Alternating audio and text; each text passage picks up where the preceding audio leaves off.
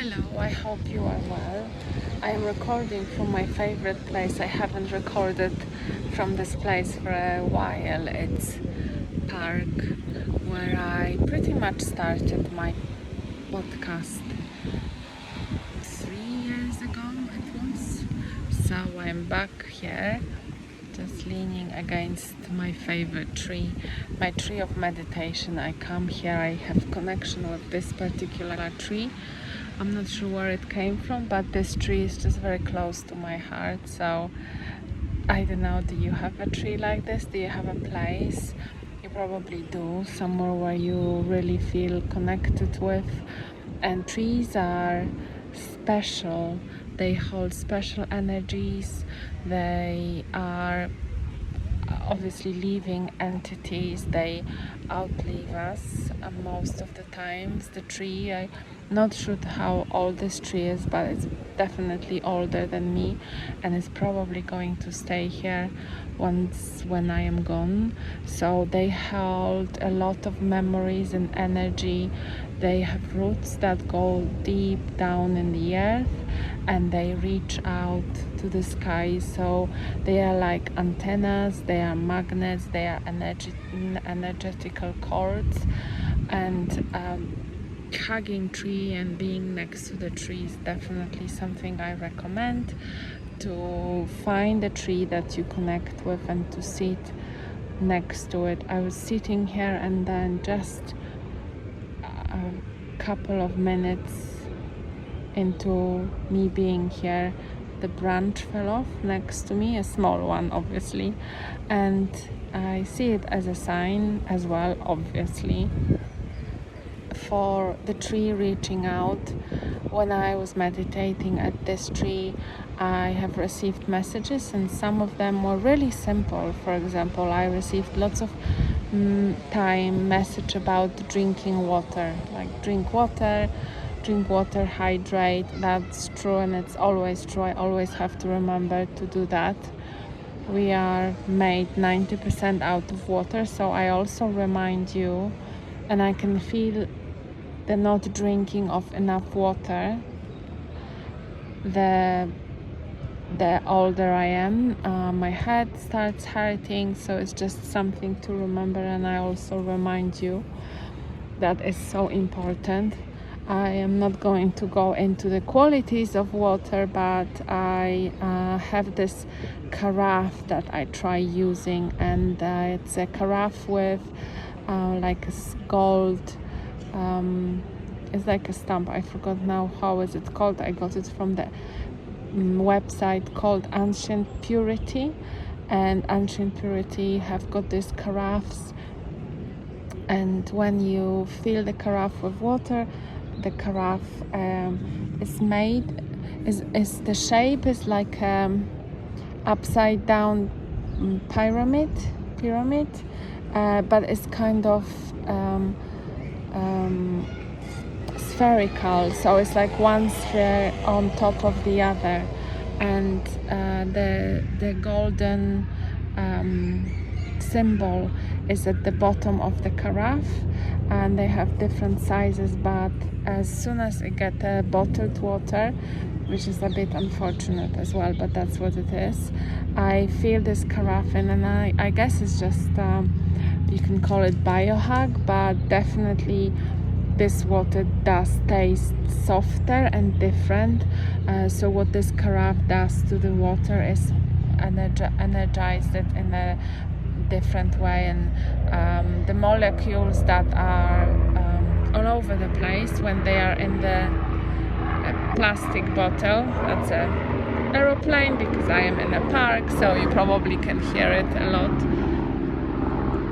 A lot of aeroplanes in this area, or just one like helicopter going up and down, I guess monitoring. So I went into the tangent about water, but I guess this is also to do with your spiritual development, listening to the messages that are said to you, listening to what the nature says to you about your own health, and drinking water is definitely something that I have to remember about. and if I'm not drinking enough water, my body lets me know by headaches and just kind of stodginess, just being tired. So and feeling like I am hungry, and it's definitely not hunger, is not having enough water. Yesterday I went for a long walk, and I am doing those walks every weekend lately, in nature, and just being in the woods and just being in fresh air with not so many people. I feel like I really need it for whatever reason. It's I always needed being in touch, to be in touch with nature, and I always needed and had to have some greenery next to me, but lately it's really prominent. I am looking to move somewhere where there's more nature, and I'm going through motions and some karmic movements of that. And the karmic movements are apparently the astrological movements now are, and I don't remember, don't question me about which exact planet, I don't remember, but I listened enough of the astrologers to say that the planetary positions now are about the karmic movements and going through what was from the past that hasn't been kind of healed or taught or enough exposed in your life. So with me, it's over and over again, it's finance and money issues, and my approach to this and how this exposes. And the other thing as well, I was listening to some spiritual leaders, teachers, about how they keep losing friends. I mentioned in my last podcast episode, I went to this fortune teller or tarot reader, and she was talking about me wearing rose tinted glasses, and this is coming up, I think that's how I see it, is coming up in how I look at my friends, my closest relationships, and also other people around me as well. But starting with my friends, I see how I always just want to look at the good things in them, how I always want to just focus on the positives, and I don't see the times and the areas where they are, what they are using me for. And just a caveat, just to say, I don't say that I am now ditching all my friends or I am moving away from them. It's just the shifting the approach and what it means for me, not relying on them to be everything for me, like for them to, how I am relating to them, to be my whole life, because, or to be my whole personality, or to just describe how I live my life, or describe what's important in my life. So the example is that let's say I talked with my friends, or I'm spending some time with them, and a lot of those friendships, a lot of those friends, from what I can see now, is they like to tell me about their hardship, things in life that they go through that are difficult, and I am quite positive, so I talk to them like I talk now to you.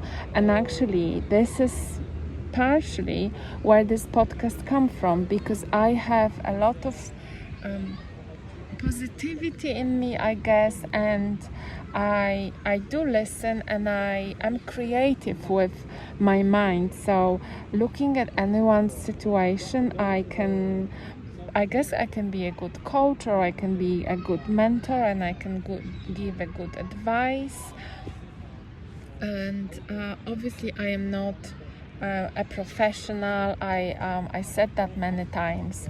I am not a doctor. I can only say what I feel, what I've experienced, what worked for me, what I've read as well, what I've listened to, and all of this gathered together brings up answer. And the more I also know my friends, the more I can talk about this, right? Because I know them. I have friends that I've known for a long time, and they confide in me some secrets and some things that they maybe don't talk about with other people so openly.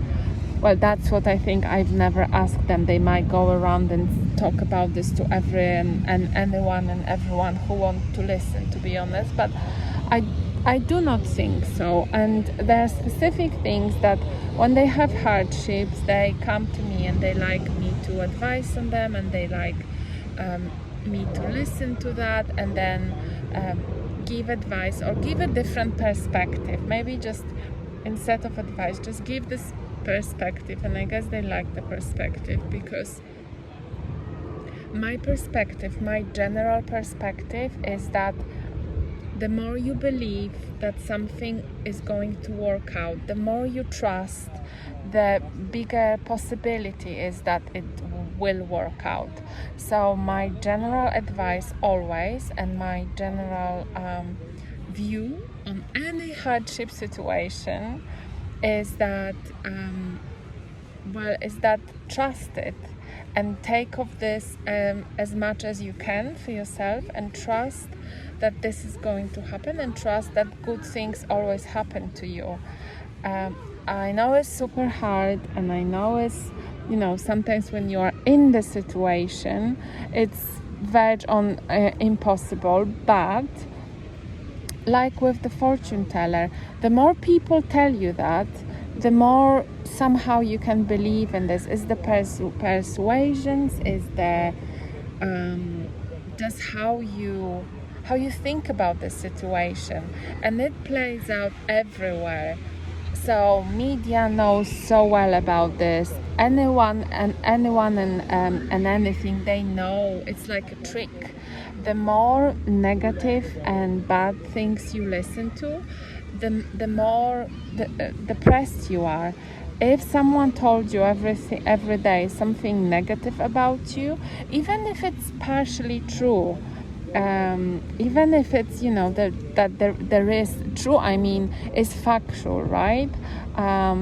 If you've done something, that is not right, or maybe hurt someone, or maybe let yourself go a little bit, or we know this situation about when you are arguing with someone and you say, because you always this, or you always that, and you never this and you never that. That's just a figure of speech. It's not like you always or you never. It's just in this situation. But if you were listening to something like this, let's say you were, get late out of bed, and then you can go into spiral of saying, I always get late out of bed. I am so lazy. No wonder I cannot do anything, because I got so late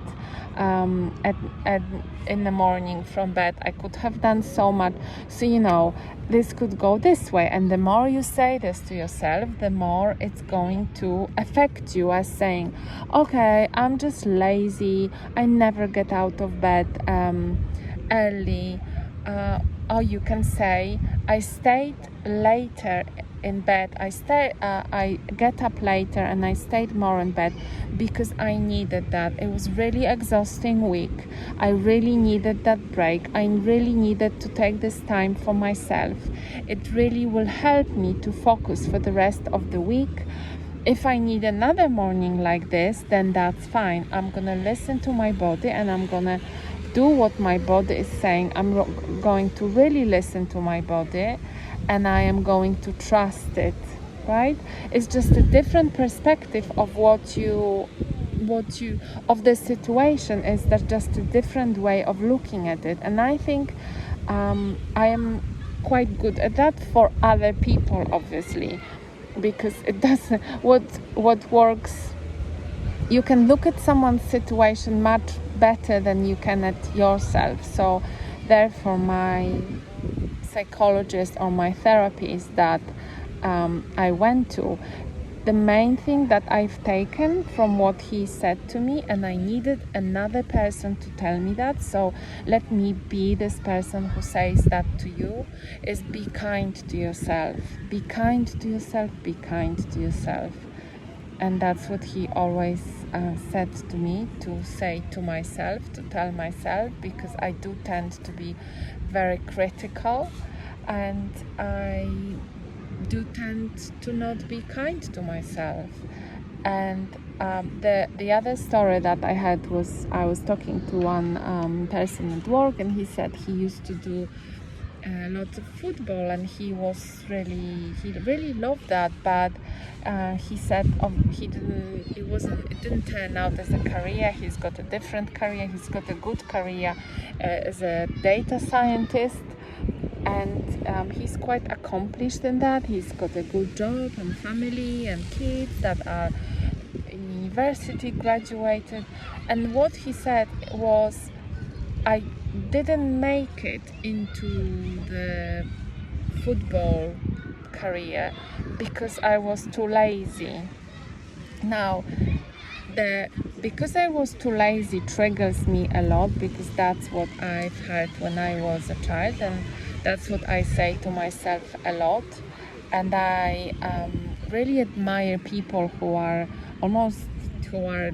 doing a lot, because I say to myself, I need to take breaks. I am sometimes procrastinating and not doing as much as I would like to, even though I am quite action orientated and I like to do things quick. I have a really big part of myself that need to take breaks. But this taking break part, I also criticize myself a lot for, and I do tell myself sometimes that it's lazy. So I really had to work on that, and therefore I could give this person from my work perspective that it wasn't because he was lazy, he didn't do the exact football career. It's about, he had other priorities. He had different priorities, and football was not his main priority. Although he loved football, and although he was very dedicated and he liked playing and he had talent, it didn't become his priority. His priority maybe lied with something else. Maybe he wasn't dedicated enough to do every training every day, 3 times a day, and nothing else. I know how kids this age, how dedicated the life has to be, how everything else had to be cut off life almost. So this is the dedication to the point, if you really want to make something that you don't have any other activities, almost, it's just the training, and somewhere in between the trainings you maybe push the homework a little bit, but from what I've heard, you do the homework in the car between the training, and it also has to be parents' dedication. So it's far away from being lazy. This is just so beyond of being lazy. It's a dedication, it's a priority, and it's love beyond anything, and it's not something that everyone has got. So and you know, and this is the sport is like this. Sport takes over your life if you want to succeed, and obviously not everyone, but everyone succeeded, even though they give whole life. There's so many other aspects. I also believe that many other things in life are like this, and many artists like Picasso, this is just something that comes to my mind, they have a kind of craziness about them, because this is how much dedicated they were. Fashion designers as well, they don't have the greatest private lives, because art take on their lives, and they are very much into themselves, to the point of being narcissists. I obviously generalize, but you know what I mean. It's just that the I and the ego and the it's like yes, you are so dedicated to the point that you have to lose everything else, so anyone else in your life is always secondary, and the people who are the secondary, they have to agree that the art comes first, so the art being sport or whatever other passion. So there is so much more to them being lazy. I'm quite passionate about this, because I was in this situation, and I've seen it with my own eyes, and to be honest, I really admire that. And sometimes I wish I could be more like this, and sometimes I wish I could just ditch everything else and just do whatever art it is, or just do this podcast. But I also have other priorities, and I guess this shows with things not always being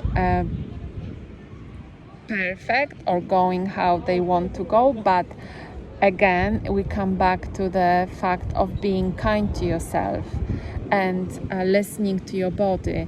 Everyone is different, and not every one of us will be a super known artist or fashion designer or poet or sportsman, but the responsibility we do have and think that we always have control over is actually how we live our life.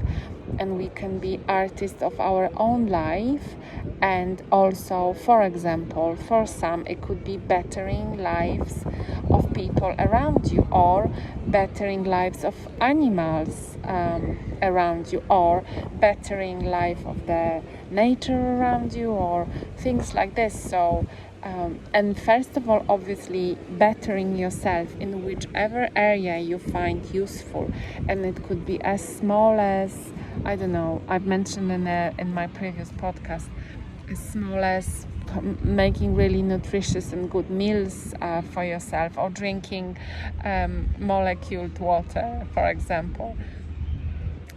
For me, is the outlet is painting and is doing this podcast, and if it helps you, is even better. I hope this one today also helped, or maybe answer some questions, or maybe you have even more questions. But if you do, please reach out. My Instagram is there, and I wish you all the best. Bye bye.